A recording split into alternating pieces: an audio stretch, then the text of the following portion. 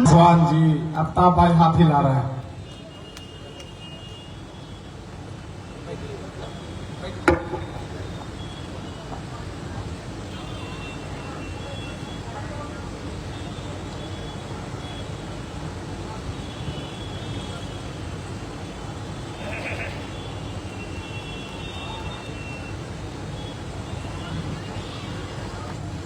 ज्ञान और मोक्ष की धरती, बुद्ध की धरती में गया मैं आप सबके बीच में सर्वप्रथम मैं आप सबकी ओर से इस गया की धरती को प्रणाम करता हूं, नमन करता हूं और आज इस संविधान बचाओ पैदल यात्रा में शामिल हुए इस बिहार प्रदेश के बिहार की आवाज और बिहार के प्रदेश अध्यक्ष आदरणीय राजेश राम जी, सीएलपी लीडर आदरणीय शकील भाई साहब और हमारे सीडब्ल्यूसी के मेंबर आदरणीय सांसद तारिक अनवर साहब, पूर्व मंत्री भाई अवधेश कुमार सिंह जी और इस कार्यक्रम के आयोजक आदरणीय मोहन श्रीवास्तव जी, महापौर गणेश पासवान जी, उप महापौर चिता मांझी जी, मोतीलाल शर्मा जी, कुंदन गुप्ता जी और संतोष कुशवाहा जी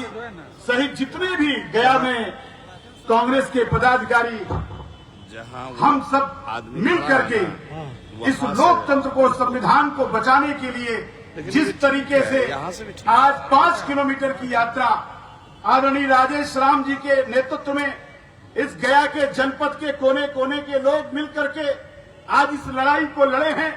यहीं से लड़ाई, अब लोकतंत्र को बचाने की लड़ाई यहीं से प्रारंभ होगी। और मैं आपसे कहना चाहता हूं, बिहार का चुनाव पूरे देश का चुनाव है। आज जननायक राहुल गांधी जी आज बिहार की आवाज को और बिहार की आवाज को भारत की आवाज में शामिल करने के लिए, आज जन जन को न्याय देने के लिए एक बार नहीं कई बार जननायक राहुल गांधी जी आपके पटना की धरती पर आए थे। उनका मकसद ये है कि भारतीय जनता पार्टी के जो मंसूबे हैं वो बिहार पर कब्जा करने की है।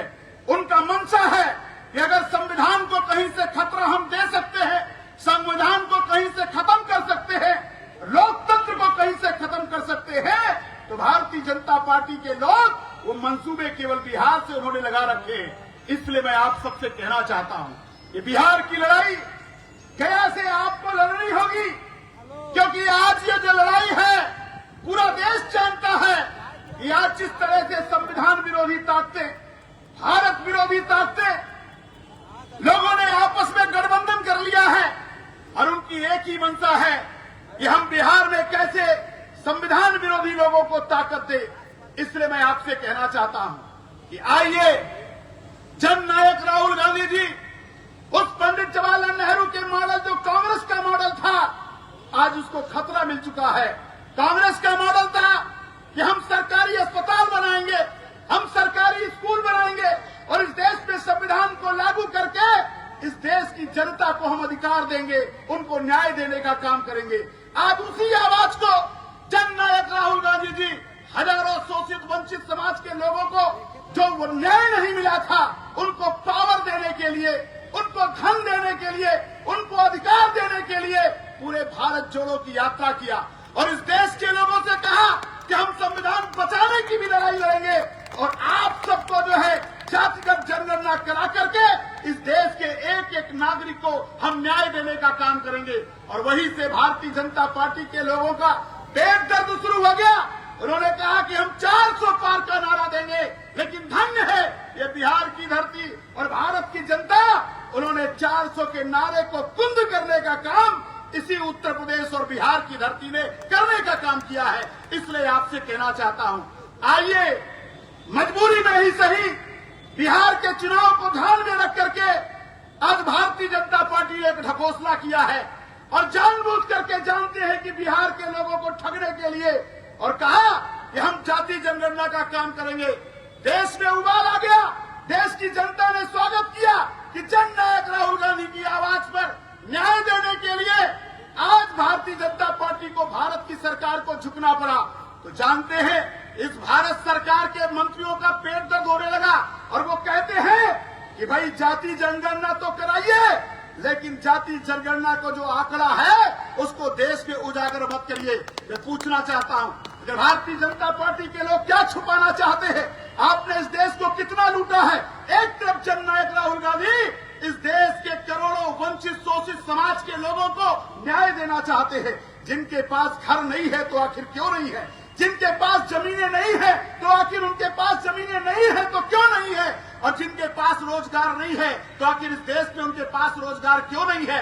क्या इस देश के लोगों को न्याय नहीं देना चाहिए? आज इस लड़ाई को लड़ने के लिए मैं गया के लोगों से कहना चाहता हूं, आइए हम प्रदेश अध्यक्ष राजेश राम जी और शकील खान साहब के नेतृत्व में हम लोग घर घर में झंडा लगाने का काम करें। और ये लड़ाई कहीं और से नहीं, ये गया की धरती से आपको लड़नी होगी। इसलिए मैं आपसे कहना चाहता हूं, आने वाली पीढ़ी के लिए हमको आपको लड़ना होगा। इसलिए जाति जनगणना इस देश में आजादी का ऐलान है, दूसरी आजादी का ऐलान है। इस देश के हर जाति धर्म के लोगों को न्याय देने का युद्ध है और इस युद्ध में आपको जननायक राहुल गांधी के साथ चल करके इस संविधान को बचाने का काम करना होगा। बहुत बहुत धन्यवाद। जय हिंद, जय कांग्रेस।